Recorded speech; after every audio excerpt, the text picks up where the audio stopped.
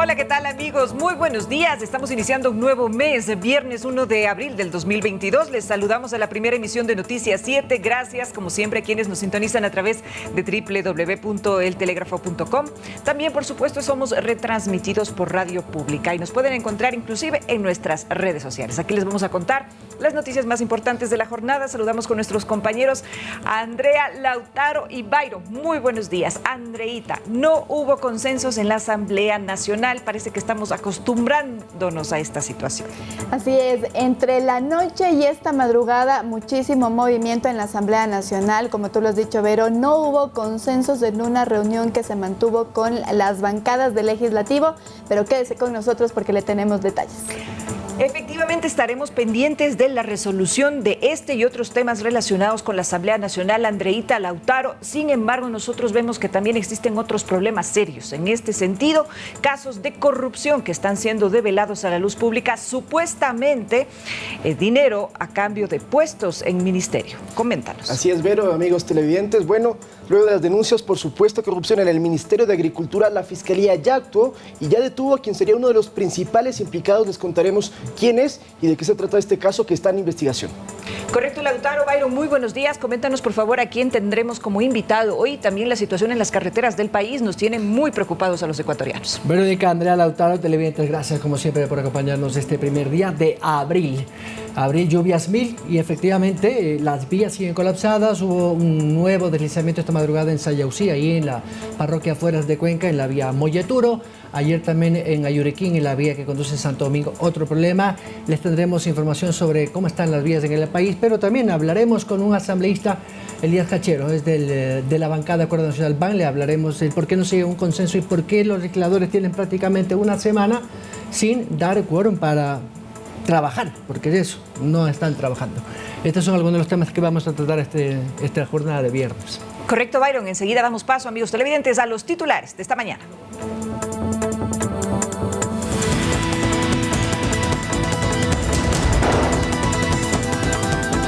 Varias vías que unen la sierra con la costa afectadas por deslaves y desprendimientos de tierra. Las autoridades piden prudencia cuando se transite en las noches por las vías Aloac, Santo Domingo y Calacalí, Río Branco. Presidente Guillermo Lasso recorrió Manabí y verificó el estado del Hospital Especialidades de Puerto Viejo. Más denuncias en contra de asambleístas de Pachacuti. Esta vez se acusa a Celestino Chumpi de tramitar cargos a cambio de dinero en entidades públicas.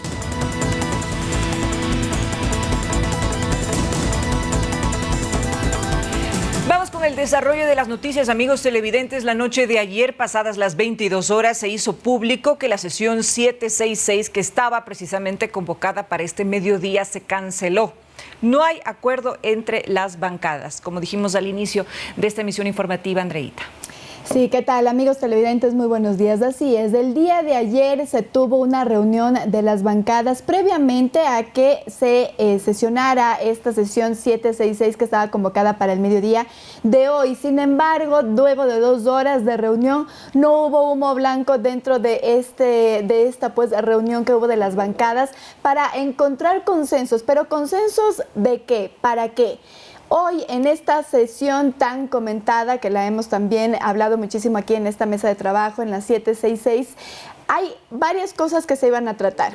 En primer punto está el proyecto de ley para el uso de la fuerza progresivo, pero eso no es tanto, digamos, del meollo del asunto, sino el tema de la apelación a la presidencia como primera instancia. En varias sesiones anteriores de esta misma 766 se había apelado a la presidencia. El día de ayer, Esteban Torres, quien fue el proponente, dijo que no aparecía la moción de la apelación de la presidencia. ¿Pero qué significa la apelación de la presidencia? Dentro de la ley legislativa se puede, o se da esta opción para que si hay un incidente dentro del pleno, cualquier asambleísta puede decir: yo apelo a la presidencia.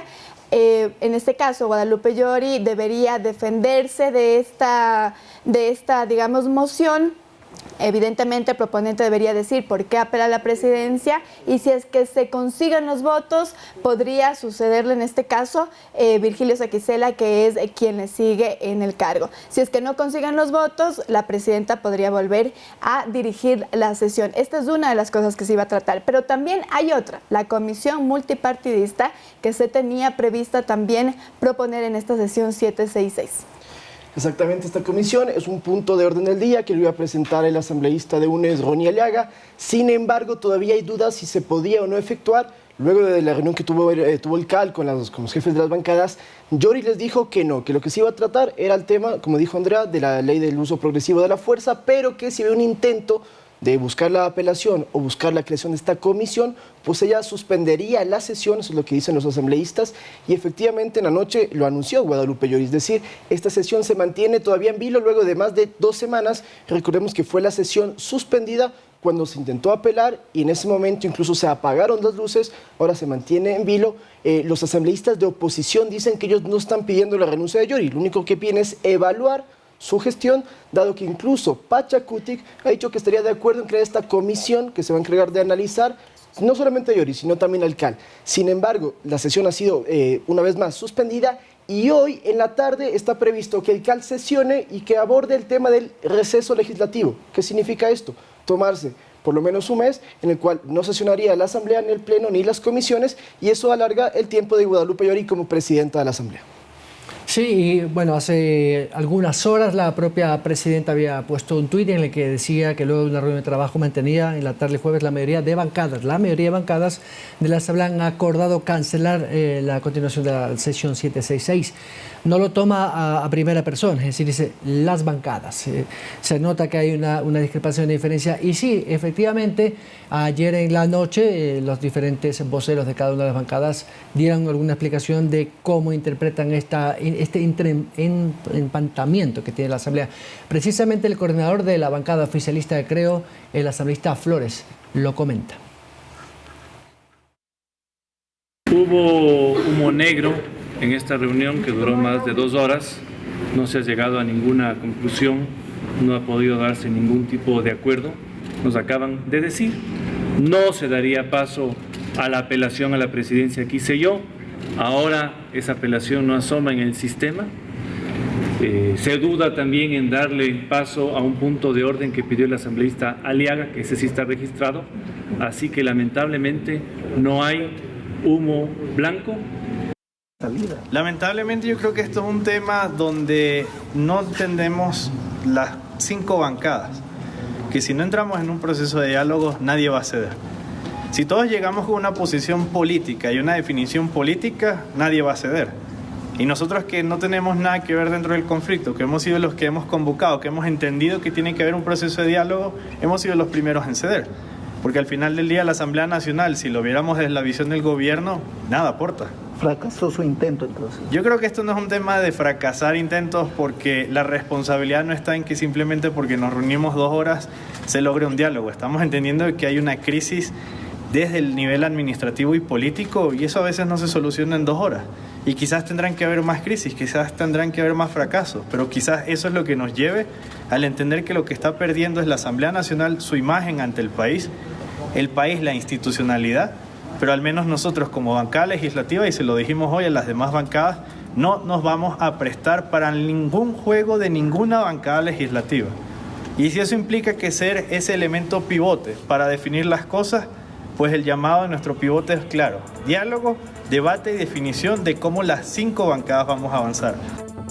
Estas fueron las declaraciones de ayer de los asambleístas después de que se terminara esta reunión y no hubiese consenso. Pero más noche, cuando se conoció que la sesión fue cancelada, hubo también reacciones en la red social Twitter. El asambleísta del Movimiento de Partido Social Cristiano había tuiteado ya en la noche, luego de que se conociera la cancelación de esta sesión, que pues evidentemente le pedía a la presidenta Guadalupe Llori dar un paso al costado. Lo que que él puso es: por el bien de la Asamblea de Ecuador y del país, dé un paso al costado. Esta cancelación a las 11 p.m. es un insulto más a los asambleístas de provincias que habían planificado asistir. La Asamblea no se merece esta incertidumbre y estos juegos. Hay que recordar, como lo decía Lautaro, que podría ser que el día de hoy en el CAL se trate el tema del receso legislativo. Sin embargo, esta semana ya se había previsto que la presidenta Guadalupe Llori lo proponga dentro de la comisión del Consejo de Administración Legislativa, pero como lo habíamos contado el día de ayer, reculó y no puso esta propuesta dentro de la comisión. Así que veamos qué pasa, si realmente el día de hoy se pone en el CAL el tema de ir a receso legislativo.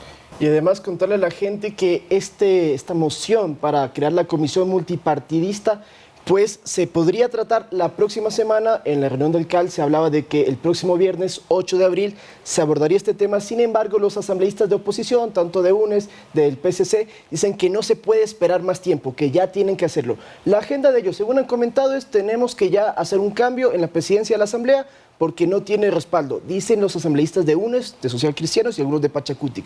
Lo que dicen los asambleístas de CREO, según comentaron dentro del CAL, es que buscan mediar y llegar a un consenso. Sin embargo, todavía no hay, y como hemos visto, si se aplica esta vacancia legislativa, pues habrá que por lo menos esperar más de un mes, ¿no? De que se continúe con la presidencia y con el CAL conformado como está en este momento.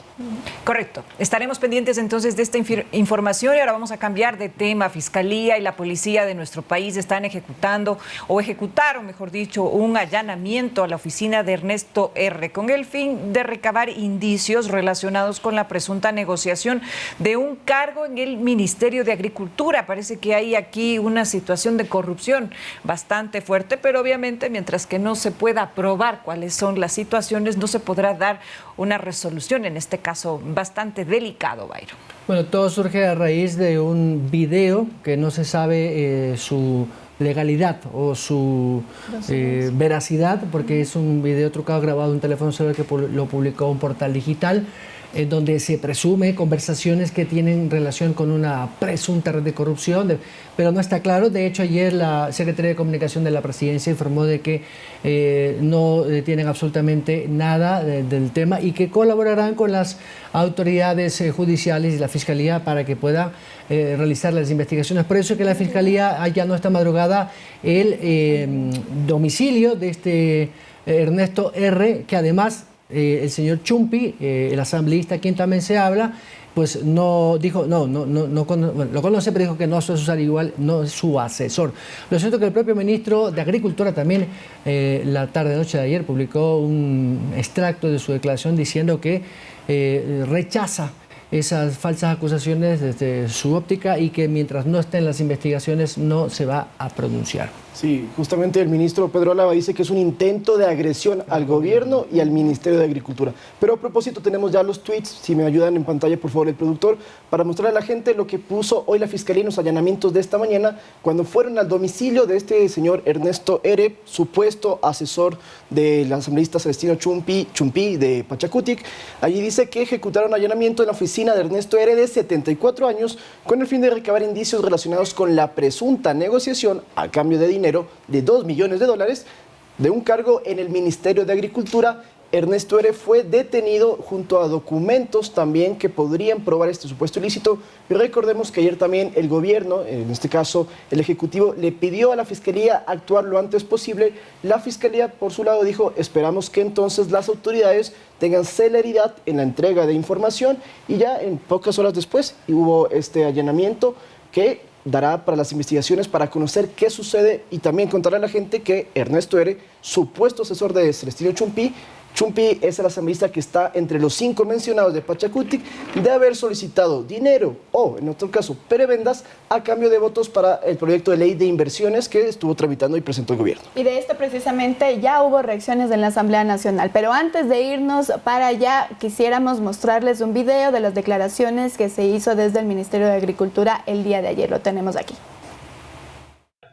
Me encuentro en estos momentos acompañado de mis 2 viceministros de mi absoluta confianza para informarle al país que hemos procedido a presentar la respectiva denuncia en la Fiscalía para que se investigue hasta las últimas consecuencias lo denunciado por este medio digital, de manera que se establezcan responsabilidades y responsables y se proceda con todo el peso de la ley contra quienes se han tomado el nombre de esta cartera con la clara intención política de agredir al gobierno nacional y a este ministerio.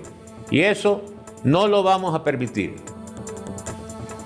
Como les decíamos, ya hubo reacciones dentro de la Asamblea Nacional sobre este caso. Primero conversó con nosotros también el asambleísta Chumpi, quien se escucha o se lo nombra, digamos, en este video que fue publicado por una fuente digital. Lo que dice Chumpi es que no conocería a esta persona que le están diciendo que es su asesor. Él dice que no hay nadie de asesor con ese apellido.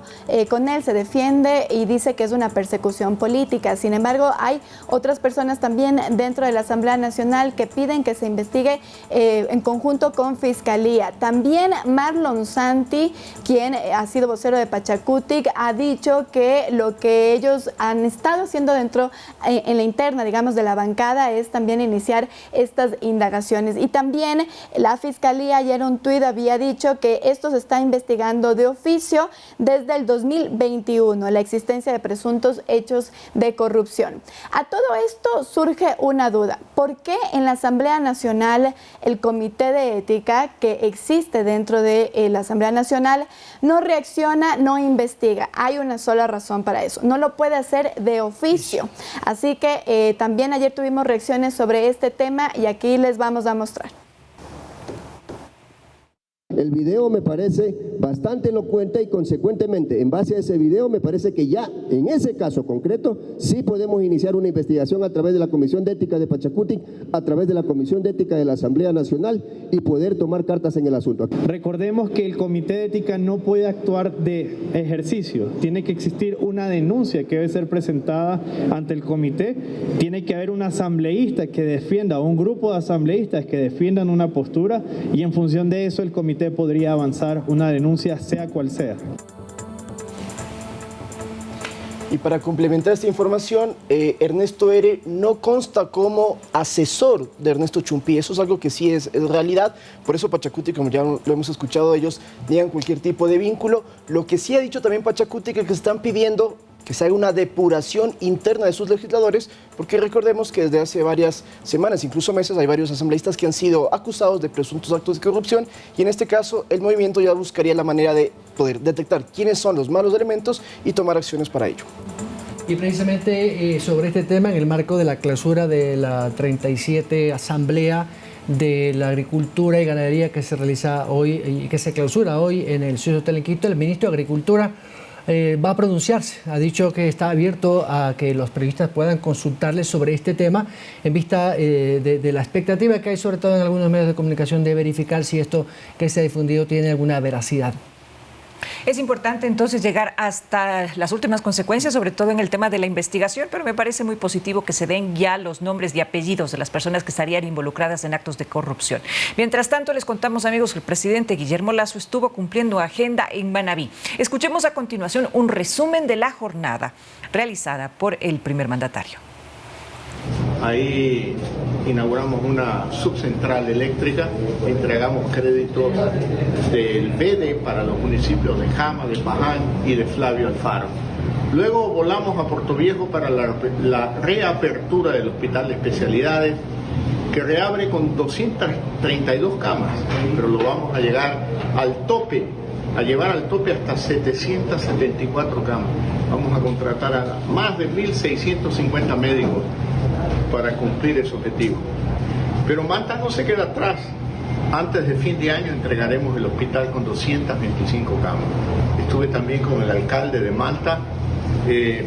Vamos a trabajar en la carretera Manta-Coliza, en la concesión de la carretera Manta-Quevedo. Vamos a trabajar en la carretera Puerto-Aeropuerto de Manta. Estamos entregando la delegación al municipio de Manta para que inicie los procesos de concesión del aeropuerto de Manta. Escuchamos al presidente en su visita a Manabí desde Puerto Viejo, donde dio estas declaraciones y hablaba de todas las visitas que realizó a la provincia y el compromiso del gobierno de poder invertir más de 30 millones de dólares, y ha hablado de dos vías que son fundamentales, la Manta Coliza y la Manta Quevedo, una vía que se habló hace casi 15 años, la famosa Manta Quevedo-Manaos, que quedó simplemente en eso, en una idea, pero que el presidente ha dicho que va a retomarla porque es una vía de conectividad entre la propia costa, como has dicho, entre la provincia de Manabí y los ríos, que no tienen una conexión directa. También el presidente se ha referido a otros temas como la reconstrucción o terminar las obras del aeropuerto internacional de Manta y también la vía que conduce al aeropuerto y la conectividad en términos generales de la provincia, pero el presidente ha dicho otras cosas, Lautaro. Sí, es interesante lo que ha dicho del Hospital de Especialidades de Puerto Viejo, que recordemos estuvo suspendida sus actividades por completo gracias o debido al incendio que hubo en julio de 2021. Han habido trabajos, en este momento ya está operativo el 100% y por ello ya pueden atender a los pacientes, y es algo importante porque recordemos que es una de las obras más grandes de toda la provincia. Lo que ha dicho el primer mandatario también dentro de esta visita es que ahora se inauguró o se volvió a inaugurar con un número de camas determinadas, pero se tiene previsto una inversión en este hospital para que aumenten a casi 700 y un poquito más, para que se puedan dar todos los servicios que presta esta Casa de Salud. Bien por eso. Sin embargo, hay un tema que realmente nos tiene preocupados a todos los ecuatorianos, y es la situación de las vías. Y precisamente las fuertes lluvias ocasionaron alrededor de 20 deslizamientos de tierra la noche del 30 de marzo en la vía Mitad del Mundo Río Blanco. Los operativos de limpieza continúan, eso sí, con tráfico controlado. Veamos. Desde la tarde de este 30 de marzo, las vías Aloac-Santo Domingo y Mitad del Mundo Río Blanco registraron deslizamientos de tierra debido a las fuertes lluvias. Edwin Herrera, director de Vialidad de la Prefectura de Pichincha, dice que durante la noche se dedicaron a la evacuación de los vehículos represados en la vía. Y el día de hoy, a partir de las 6:30 de la mañana, hemos trabajado ya en las labores de limpieza. Ambas vías se encuentran parcialmente habilitadas y en la vía Calacalí se realiza un tráfico controlado. Limpiamos unos 20 minutos y luego damos tráfico 10 minutos para poder completar la limpieza de la vía. Herrera explica que en cuanto al mantenimiento de las vías, se está realizando cada 30 días un parchamiento, y agregó cuáles pueden ser las vías alternas que conectan a la costa, las cuales son la vía Cotopaxi hasta La Maná y la vía por Guaranda. La gente de Santo Domingo podía tomar las Mercedes y luego bajar por una población que se llama la Delicia y avanzar hasta Yuriquín y podía seguir. La situación vial se encuentra afectada por el temporal que, según el INAMI, continuará hasta mediados del mes de mayo. Según las autoridades, se mantiene permanentemente maquinaria para cualquier percance. Lamentablemente, la saturación del suelo provoca que se baje se deslice toda la vegetación. Realmente es casi imposible prevenir. Lo que hacemos es hacer obras que puedan mitigar estos deslizamientos. Las labores de limpieza continúan en ambas vías y las autoridades piden a los conductores tomar precauciones. Manuela Bedón, Noticias 7.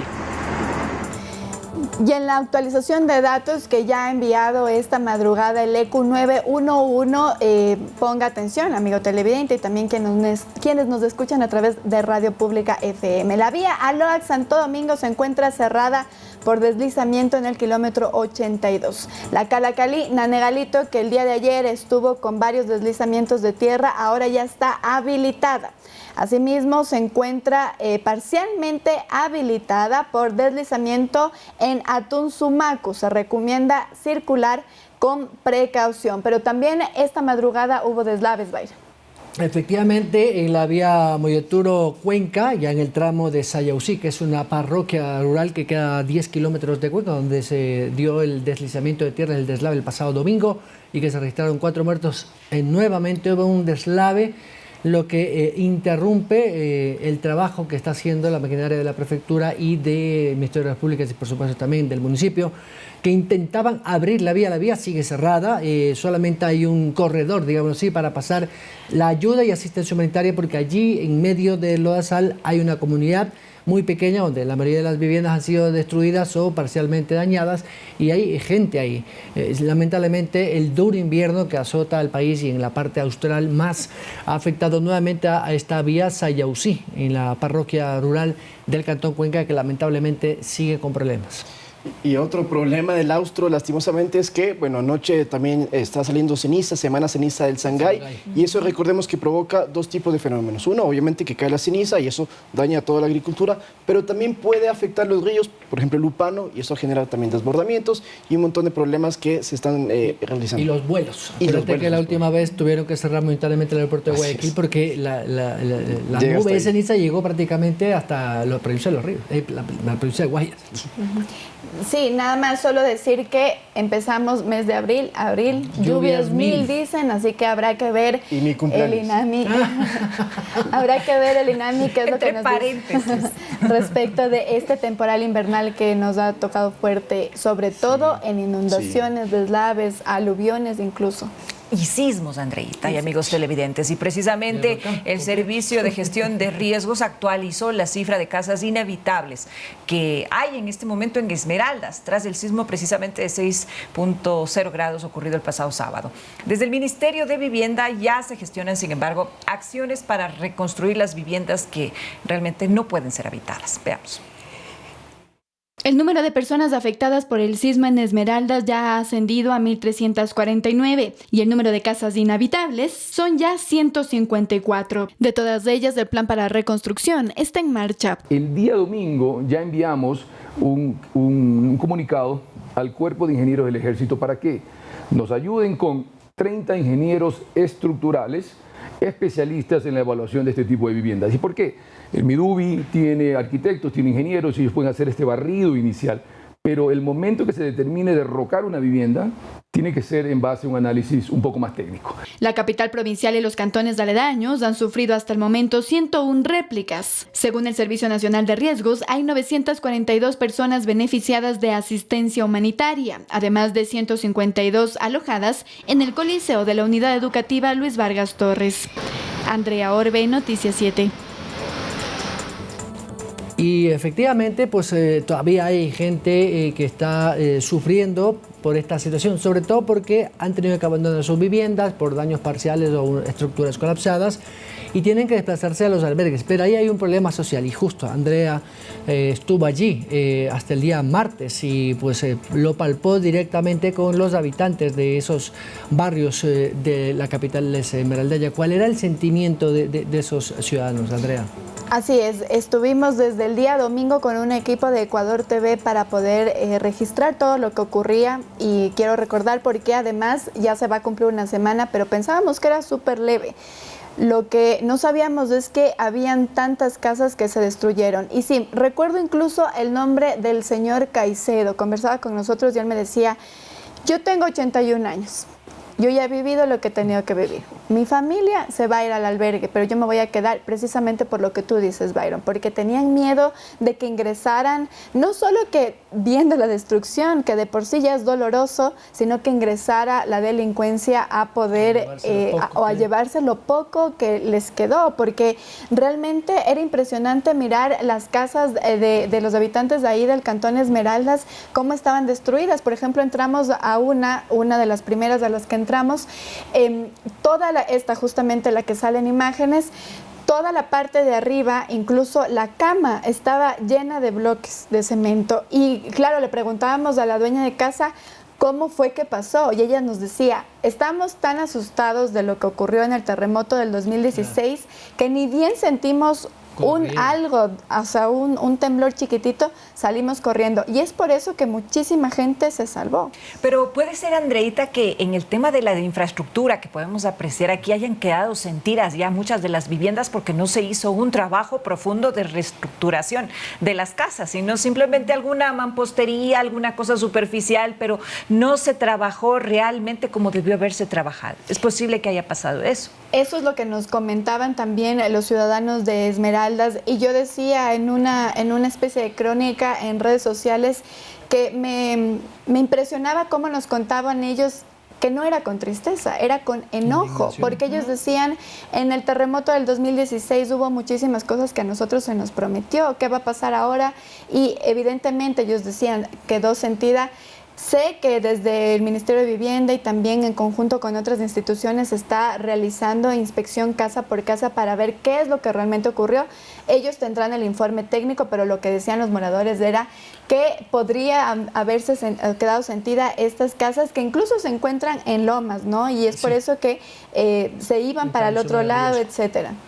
Y una cosa que es importante, Andrea, recordar a la gente, existe todavía la Secretaría de la Reconstrucción, nos contaba el ministro Herrera, y esta Secretaría de Reconstrucción que nació en el terremoto de 2016, ustedes deben recordarle, nos pusieron un impuesto temporal por 2 meses del IVA al 15%, bueno, se sacaron 2.000 millones de dólares. Se supone que esos 2.000 millones de dólares debieron haber sido ejecutados en los siguientes años, por no decirlo en los siguientes meses. Pues bueno, ha pasado casi 6 años y esa gente, como tú bien dices, está sufriendo estas consecuencias porque no ha existido una asistencia real en reubicación de viviendas o darles algún otro tipo de soluciones. Lamentablemente, pues nunca hubo una respuesta ni se supo qué pasó con todo ese dinero de la reconstrucción. Sabes que viendo estas imágenes a mí me surge una duda y por eso quería aprovechar a preguntarle a Andrea. Según el Instituto Geofísico hubo más de un centenar de sismos o de réplicas que se han producido desde el sábado luego del terremoto de 6 grados durante los siguientes días. Tú que estuviste ahí y lo que pudiste percibir, efectivamente pasaba temblando todo el tiempo y la gente cómo reaccionaba cuando sucedía esto. En realidad lo que ocurrió, me parece que los de magnitud mayor fueron el día domingo que hubo réplicas. Nosotros llegamos ahí casi a la noche, pero evidentemente nos decían que era, no tengo el dato exacto, pero era un poco más de 5 punto algo la magnitud, que era muy cercana a la de 6.0, que fue luego la cifra que nos dieron, digamos, del sismo que sacudió Esmeraldas del día sábado. Entonces, claro, los vecinos nos decían como nosotros estuvimos ya medios tranquilos y de repente 2 réplicas más que fueron muy fuertes. Las otras, entiendo, hasta 101 que decía el Instituto Geofísico, siento que fueron muchísimo más leves, que son las que casi no se sienten, pero en todo caso estaban muy asustados y esperemos que evidentemente se puedan dar estas acciones que ya ha dicho el gobierno que se van a realizar. Para abril se tiene previsto que el primer mandatario vuelva a esta zona para mirar cuál ha sido la inversión que se ha realizado. Entendemos que desde el municipio de Esmeraldas se estaba mirando, analizando la posibilidad de dar un terreno para que ahí se pudieran construir casas de interés social. Y por otro lado hay que destacar, Andreita, y tú bien lo manifestaste en tus reportajes, que existe en este momento un trabajo interinstitucional muy importante. Es decir, los ministerios se han juntado para realizar muchas actividades. Inclusive podemos destacar el trabajo que está realizando el MIES en este momento, que ayuda de alguna manera psicológicamente a paliar esa impresión que han tenido los pobladores del Cantón Esmeraldas. De tal forma que se nota que están trabajando y esperemos entonces a ver cuál es la resolución por parte de las autoridades para el tema de la construcción de casas. Seguramente la población está esperando entonces que se den estos análisis y que se pueda dar con esta reconstrucción finalmente, porque en el terremoto del 2016 no pasó nada. Vamos a una pausa, amigos televidentes, muchísimas gracias y recuerden que nos pueden seguir en nuestras redes sociales. Estamos en Facebook, Instagram y Twitter. Además somos retransmitidos por Pública FM, Quito, Guayaquil y Cuenca 105.3, Manta 88.1, Loja 90.5, Pública FM. Y ya regresamos con los deportes, no se vayan.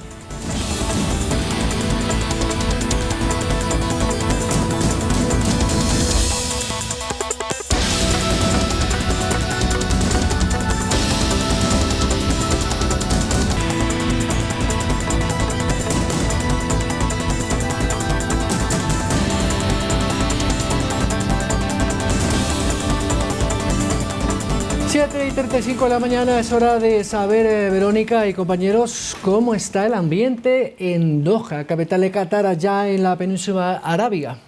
Así es, efectivamente, nosotros estamos muy expectantes por conocer cuáles son los equipos con los cuales nos vamos a enfrentar, porque hoy es el sorteo y le damos la bienvenida a nuestro querido compañero Fabián Alarcón, quien ya nos tiene los detalles acerca de lo que está sucediendo en Doha en este instante. Así es, muchas gracias, Berito, Byron, Lautaro y a los amigos televidentes, por supuesto. Pero antes de empezar con la parte deportiva, quiero que por favor presten atención a este videito. Escuchen y vean con atención.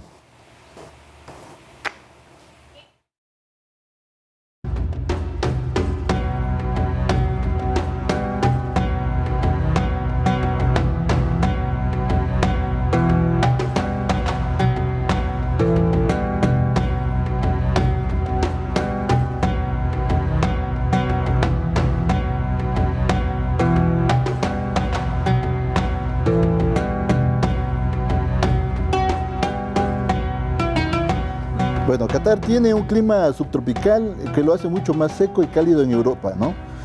Solo en unos pocos meses húmedos del año hay lluvias torrenciales. Dependiendo de la estación, las temperaturas máximas diarias medias oscilan entre 23 y 43 grados. Esta es la sede del Mundial en la que se va a jugar a partir del 21 de noviembre de este año. Qatar está ubicado en el oeste de Asia, en la península arábiga. Tiene una sola frontera terrestre y el resto está bañado por aguas del Golfo Pérsico. Tiene más de 2 millones de habitantes. Aquí se va a realizar hoy el sorteo de la fase de grupos del Mundial que se va a disputar, como dijimos, a final de año. Ahí está ya la selección, está ya la delegación ecuatoriana lista y dispuesta para conocer quiénes serán los rivales a partir de este torneo que se va a jugar en Qatar en un suelo caliente. Como lo mencionamos, una temperatura muy caliente y por eso se va a jugar a finales de año donde quizás ya va a estar un poquito más, el clima un poquito menos intenso, ¿no? En esta parte del año. Ahí está Francisco Egas y el técnico Gustavo Alfaro. Ellos van a ser los representantes de Ecuador en este sorteo. Vamos a ver también un poco más adelante quienes, a recordar un poco, ¿no? Cómo fue esta participación Ecuador histórica, los rivales que ha tenido en el 2002, en el 2006 y también en el 2014, Lautaro.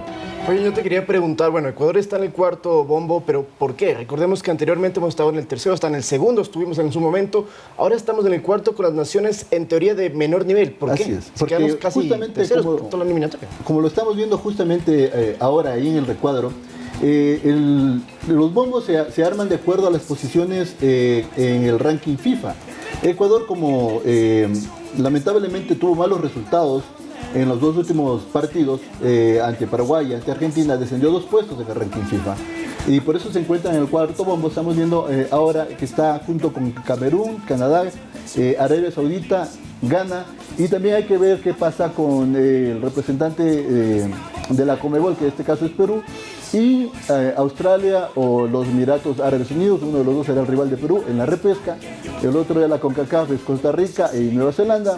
Ahí también hay que ver quiénes completan este bolillero. Y el último es un representante de la UEFA, que en este caso es Gales contra Escocia o Ucrania.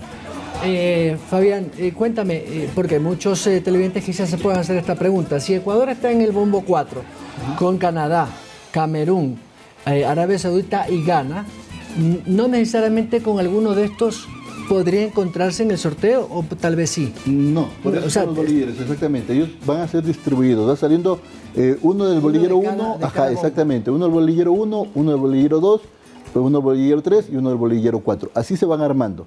Ahora, vamos a verlo también en imágenes, cómo se ha ido armando. Ecuador ha tenido participación en los Mundiales 2002, siempre se ha enfrentado con 2 equipos europeos, uno de Norteamérica, como en este caso fue México, y obviamente el equipo ecuatoriano. Este fue el grupo G. En la primera exactamente, este fue el primer grupo que le tocó a Ecuador, claro, en el Mundial del 2002, en Corea y Japón. Estuvo con México, Italia, Croacia y obviamente el equipo ecuatoriano. En este Mundial se dio el primer gol de Ecuador, ¿no? Claro. El de Edison Méndez de Agustín Delgado, perdón, justamente contra el equipo mexicano. Iniciamos con Italia, pero bueno. Ahora vamos al segundo grupo que le tocó a Ecuador en el Mundial del 2006, donde de igual manera le tocó 2 equipos europeos, le tocó un equipo centroamericano y obviamente el equipo ecuatoriano. Vamos avanzando en esta gráfica. Nunca le ha tocado con un equipo africano, ¿no?, a Ecuador, ¿no? Por lo general siempre ha tenido, como le dijimos, 2 europeos, un centroamericano o norteamericano como México y el equipo ecuatoriano. Yo creo y preveo que de igual manera le va a tocar en este sorteo. Hay que ver cómo le va a Ecuador, nos ¿no? Podría tocar con el anfitrión, ¿no? Como pasó en 2006. Así es. Ahí estamos justamente en el 2006, recordando lo que tú decías, Lautaro. Nos tocó con el anfitrión Alemania, que fue el último partido que tuvimos. Nos tocó con Polonia y con Costa Rica. Con Polonia hubo triunfo, con Costa Rica también. Fue la mejor participación de Ecuador en el Mundial, llegó hasta los octavos de final. Se quedó contra Inglaterra, recordarán aquella opción aquellas opciones de gol de Carlos Tenorio, que todo el mundo ya dijo gol en este contragolpe. Nos quedamos cerquita, lo recordarás, Lautaro.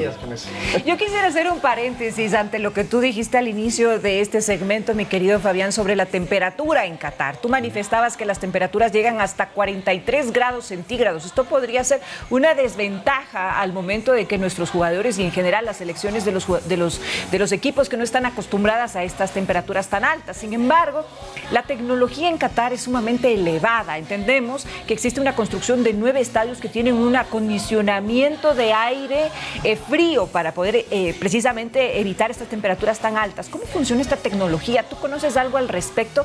Dicen que inclusive los asientos para los espectadores van a tener una temperatura enfriada de 18 grados, que esto se utiliza con un sistema precisamente de enfriamiento con paneles de sol. ¿Cómo funciona esto? Así es, no hemos estudiado en este caso en profundidad, pero sí conocemos de que, bueno, en Qatar hay mucho dinero, ¿no? Hablamos de un país que tiene, la opulencia se nota claramente en las calles, en las construcciones, y no escatimaron esfuerzos en construir estadios que incluso han costado vidas, ¿no? Que recalcar esa partecita. Dicen que oficialmente el Qatar reconoció 3 muertes en las construcciones. Medios locales e internacionales hablan de centenares, no sabemos al final cuántas personas fallecieron, pero lo cierto es que Qatar invirtió mucho dinero justamente para construir estadios tecnológicos donde la gente pueda llegar y sentirse cómoda, ¿no? Y con este tipo de ambientadores climáticos. Y aparte de que se va a realizar el Mundial en una época en la que en teoría es mucho más fresco, donde no va a haber mucho calor. Pero 40 grados, más fresco. Pero de lo que yo he escuchado, nunca he estado en esa parte del mundo, la temperatura máxima de 43-44 grados se da entre julio y agosto. Por eso es que por primera vez en la historia de los mundiales se va a trasladar al último mes del año, es decir, en diciembre, porque no podría humanamente resistir un equipo de fútbol temperaturas por encima de las cuales es como estar en un sauna o en un turco, y evidentemente se precautelar la seguridad física de los jugadores. Por eso es que además de la tecnología pues se va a realizar en este mes. Pero había escuchado que hay una denuncia, bueno, yo había escuchado esto hace muchos años, de que efectivamente Qatar contrataba obreros de países de Asia Central, Pakistán, Nepal, porque eran más baratos la mano de obra y había una explotación. De hecho, una presidenta de una federación de las que participa de la Finlandia, Noruega. De Noruega, justamente ayer. Dijo que criticaba esta política de contra de los derechos de los trabajadores, que lo que no cayó muy bien a la FIFA, obviamente, ni a los organizadores. Decían que no era el momento indicado. Bueno, no puede ser el momento, pero no lo puedes dejar de decir. O sea, no significa que porque te estoy aguando la fiesta no lo voy a decir. Me parece muy acertado el comentario de la presidenta, porque no puedes tapar tú el sol con un dedo cuando se están violentando derechos ciudadanos, en este caso derechos de un trabajador, porque no tenían seguridad, los problemas de temperatura, incluso hubo muchos muertos, recuerdo, yo vi algunos reportajes de la televisión internacional sobre ese tema. Así es, exactamente. Y hubo, bueno, obviamente reacciones que se dieron, el presidente de la FIFA, de autoridades de Qatar mencionaban que no era momento como para hablar de estos temas. Hablábamos un poco del tema futbolístico, pero bueno, vamos a recordar un poquito ya lo que fue, para cerrar el capítulo de las eliminatorias, los goles marcados por Ecuador, aquellas conquistas que nos hicieron vibrar y que nos llevaron sobre todo a Qatar. Vamos a ver en este momento en imágenes un poquito, no sé cuál gol le gustará a ustedes, cuál es el que más recuerdan. A mí particularmente me encantó el que fue contra Uruguay. Estamos viendo justamente en imágenes a recordar los partidos donde Ecuador metió goles, ¿no? Hay partidos donde no lo pudo hacer. Por ejemplo, arrancó el año con Argentina, que perdió 1-0, y luego vemos este partido, el 4-2 de Ecuador sobre Uruguay, con goles de Moisés Caicedo, Estrada 2 veces y Gonzalo Plata. Ahí estamos viendo justamente una de las acciones de Michael Estrada, cuando captura el rebote en el estadio Rodrigo Paz, donde jugó mayormente la selección de Ecuador de local. Esta es otra de las acciones de Ecuador, un equipo sorpresivo realmente, ¿no? Con un golazo. ¿No? Este sí, un golazo, ¿lo recuerdas, Lautaro? Claro, a mí el que me gusta, lo vamos a ver más adelante, es de Gonzalo Plata, que desparrama a Ronald Araujo, ni más ni menos que del Barça de España, y se anotó un golazo, pero este también. Yo creo que Ecuador, ahí fue que nos enamoró. Recordémosle a la gente que Ecuador llegaba en esas instancias con un equipo nuevo, un equipo joven, con un técnico que acababa de derribar al país meses atrás, porque luego del fracaso de Jordi Cruyff, que fue más de engaño que nada más, y en eso ya, perdón que lo diga, pero y nos fue bastante bien goleando, ¿eh? A mí no me va a querer mucho que este comentario, pero a mí me gustó el gol que hizo David Beckham con el cual cuando perdió 1-0. Fue un golazo. A ver, fue un golazo. Sí, pero hay que decir la verdad. Hablando de goles. Fue un gran partido de Ecuador, pero si no hubiera sido por esa maestría de David Beckham, Ecuador pasaba a la siguiente ronda. O sea, pero fue una genialidad. Entonces yo me acuerdo, la verdad que todos estamos así y gol. O sea, pero es un gol, una pintura de gol de los pocos goles que ha hecho David Beckham cuando jugaba con la selección inglesa, espectacular realmente. Sí, este de aquí es el partido de Ecuador con Bolivia, ¿no? Que Ecuador se impuso 3-2 en La Paz, con goles de Beder Caicedo, de Ángel Mena y de Carlos Gruesa. Este es el gol justamente, ¿no? El de Ángel Mena, el que fue el 2-1, donde Ecuador remontó acá porque empezó perdiendo, y el último gol de penal de Carlos Grueso, ¿no? Que va a ser bimundialista. Yo te quiero hacer una pregunta, Fabián, tú que eres un especialista y estás siguiendo, ¿crees tú que mientras se da el proceso de preparación de la selección, el técnico Alfaro pueda llamar a Felipe Caicedo, que aunque no le está yendo bien según las críticas de la prensa italiana en el Inter, no deja de ser un puntal importante por su experiencia? Sobre todo ha jugado ya en el fútbol italiano, creo que 8 años, si no me equivoco, por lo menos 5. En Europa lleva como 15. Entonces, yo creo que su experiencia sí puede abordar. ¿Crees tú que haya una posibilidad de diálogo con Felipe Caicedo? No ha dicho nada Felipe Caicedo, pero he escuchado mucho a la prensa especializada de que se debería por lo menos conversar. Yo creo que va a ser complicado. Yo creo que ya es un tema juzgado.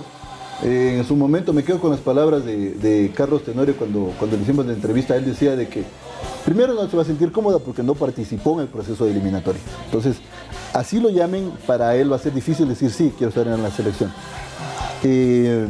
Luego, obviamente, para los jugadores que han participado en cambio en la eliminatoria, estos chicos y los delanteros, Estrada, Egner, Jordi Caicedo, también no creo que se sientan cómodos ante una convocatoria de Felipe Caicedo. Es decir, y para mí ya es algo juzgado, ya el Mundial es para estos chicos que como sea lograron esta clasificación.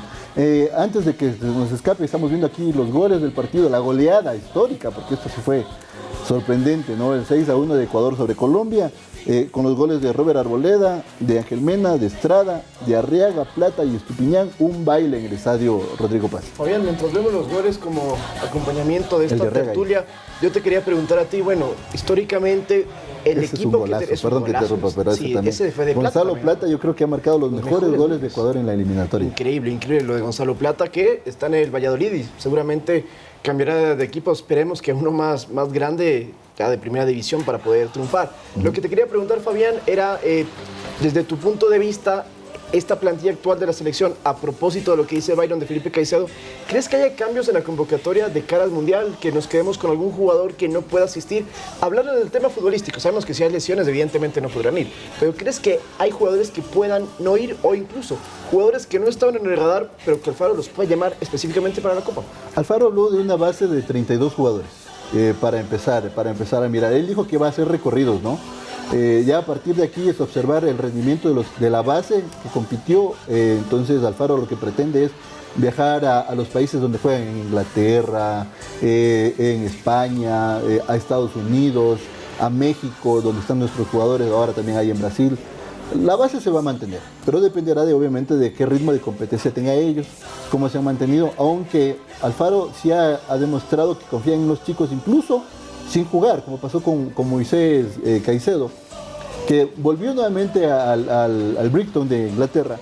No ha sido titular, hasta ahora no ha tenido la posibilidad de jugar ahí, estuvo un poco con ritmo en Bélgica, pero sin embargo lo llamó y es un titular y es indiscutible lo que él hace en la selección. Hay casi 6 meses. Exactamente. Un poquito más. Y ya hay un primer amistoso confirmado con México. Lo que digo es que de pronto en esos 6 meses Alfaro podría buscar por ahí otros chicos que puedan, digamos, estar como un equipo alterno, digámoslo así, por lo menos unos 4 o 5 en posiciones en las que Alfaro, me imagino, podrá estar analizando de acuerdo a yo creo que cuando ya conozca el grupo, los otros 3 países que le corresponden a Ecuador, ya Alfaro va a decir, bueno, va a estudiar, va a saber más o menos cómo se plantean los demás equipos, qué peso tiene, qué jugadores, y en base a eso Yo me imagino que planteará cómo jugarle a cada una de esas selecciones, ¿no? Productor, ¿podemos poner en imágenes otra vez los bolilleros para ver si vamos analizando y vamos sacando pronósticos cada uno de contra quién nos gustaría enfrentarnos? A ver si es posible.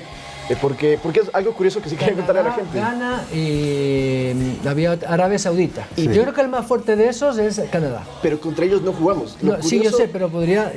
sí. ¿Me explicó? En algún momento, si Ecuador pasa, porque todos queremos que Ecuador va a pasar a los octavos de final. Dependiendo de los rivales. Por ejemplo, si cae, yo sí creo que puede pasar. Yo creo que si es que cae, por ejemplo, ya para ver los bolilleros. Digamos que le toca Argentina y Brasil. Digamos, cualquiera de estos monstruos. O Alemania. No, o sea, eso sí hay que aclarar. En la primera fase, en la fase de grupos, no puede enfrentarse contra equipos sudamericanos. Ah, ya. O sea, no. Los únicos que sí pueden repetir son los europeos por el número de equipos clasificados. Pero de ahí, el resto de confederaciones no pueden coincidir entre sí, al menos en la fase de grupos. Claro. Ya luego sí, claro, podrían enfrentarse en octavos, en cuartos de final. Es un torneo, si ustedes lo ven, al final corto, ¿no? Entonces, digamos, del bolillero 1, opciones para Ecuador de enfrentarse con Bélgica, con Francia, Inglaterra, España y Portugal. Yo quiero Qatar. Yo sí digo, ojalá nos toque con Qatar. Ese es el ideal. Ese sería el ideal. Ojo, Qatar. Para mí es bombo 3. Ojo, el bombo 3, Senegal, Irán, Japón, Marruecos, Serbia, Polonia y Corea del Sur. El único equipo que me preocupa del bombo 3 es Polonia por el loco Lewandowski. Ahora, pero del resto, Senegal, Irán, Japón... Del bolillero 1, ¿con cuál te gustaría, Byron? Con ninguno. Ahí están los pesos. Bélgica. Quizás Bélgica es más... Sí. No, Bélgica es un equipo muy fuerte, poderoso. ¿Cómo se definen los bombos en el Mundial, Fabián? ¿Cómo se definen estas las posiciones en los bombos? Sí. Como lo decíamos hace un momento, y justamente ahí tenemos en la gráfica, si ustedes notan en el lado derecho, en color celeste los números, son las posiciones actuales del ranking FIFA. Y obviamente al primer bombo van los equipos que han sido campeones y que están mejor ubicados en el ranking, ¿no? Y que han tenido gran presentación. Y también el bolillero 2 también se va armando de igual manera, y donde está Ecuador de la misma forma. Entonces, por ejemplo, si le toca con Qatar, que ya tuvo una buena performance, recuerda que estuvo invitado en la Copa América. Entonces, Qatar mostró un equipo joven y tuvo un buen desempeño en la Copa América que estuvo de invitado. Entonces, va a ser medio complicado el panorama para Ecuador, digamos, si es que le toca a rivales de los campeones europeos. Pero igual tenemos la confianza en que sí va a avanzar, porque estos chicos jóvenes son muy buenos, hablamos de talentos importantes. Y para complementar la última pregunta que me hicieron sobre el rendimiento de ellos y los jugadores que podría llevar, hay que tomar en cuenta que estos jugadores son jóvenes. La mayoría del equipo tiene entre 22, 23, 24 o 25 años, es un proceso largo, y que pueden tener opciones de mantenerse en ritmo de competencia en sus selecciones, en sus equipos. Así que vamos a ver qué nos depara hoy. A las 11 de la mañana es el sorteo y sabremos quiénes serán los rivales de Ecuador. Ya le contaste a tu familia, Fabián, que nos vamos a ir a Qatar al Mundial. $15,000 cuesta, así que ya estamos viendo. 20,000. Comiencen a ahorrar, por favor, chicos. Nosotros hacemos una pausa. Muchísimas gracias, compañeros, por este segmento tan ilustrativo de lo que va a ser el desempeño de nuestra selección. Estaremos pendientes entonces al sorteo que se realizará o que se está realizando en estos momentos. Hacemos una pausa y ya volvemos.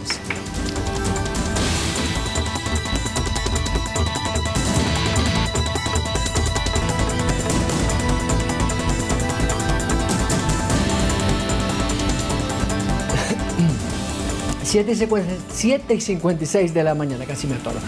Vamos a hablar rápidamente de lo que pasa ya en Euroasia, en la guerra a Ucrania. Según Naciones Unidas, Rusia se estaría replegando, pero no necesariamente significa que va a retroceder, sino para reagrupar a sus fuerzas.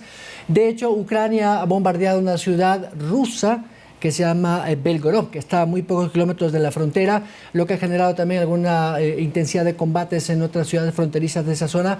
Lo cierto es que la guerra no para, no hay visos de solución, a pesar de que hubo un acuerdo entre los cancilleres que se reunieron en Turquía. No hay una posibilidad de alto al fuego, por lo menos inmediato, Lautaro.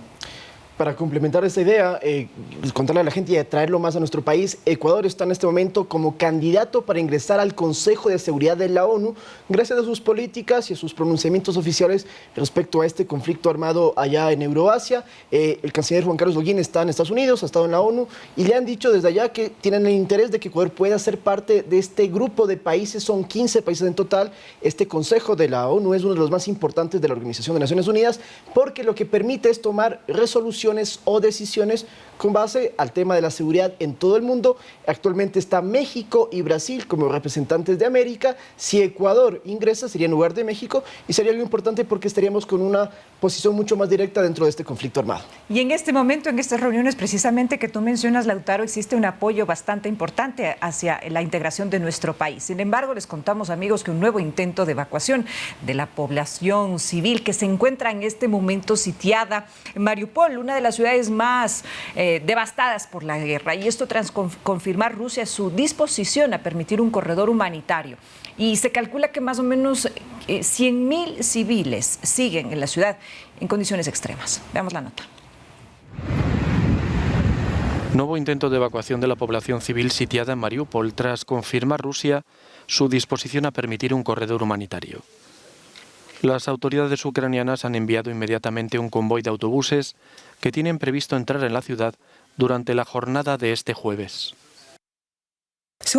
Anoche recibimos un mensaje del Comité Internacional de la Cruz Roja de que la Federación Rusa confirma su disposición a abrir el acceso del convoy humanitario a la ciudad de Mariupol a través de la ciudad de Berdiansk. Enviamos 45 autobuses en ruta hacia Mariupol. Se cree que unas 100.000 personas siguen todavía viviendo en Mariupol en condiciones extremas.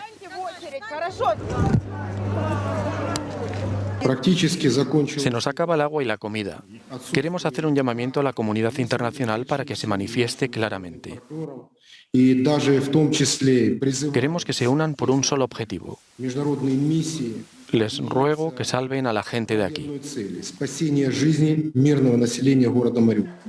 Se calcula que unos 5.000 civiles han muerto en Mariupol.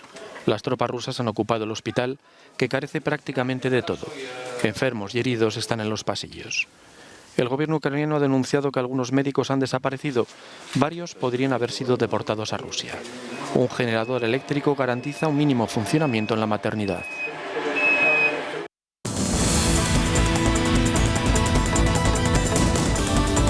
Muchísimas gracias, amigos televidentes, por habernos acompañado en la presente emisión informativa. Estaremos con ustedes a las 19 horas. Hasta pronto. Feliz día, compañeros.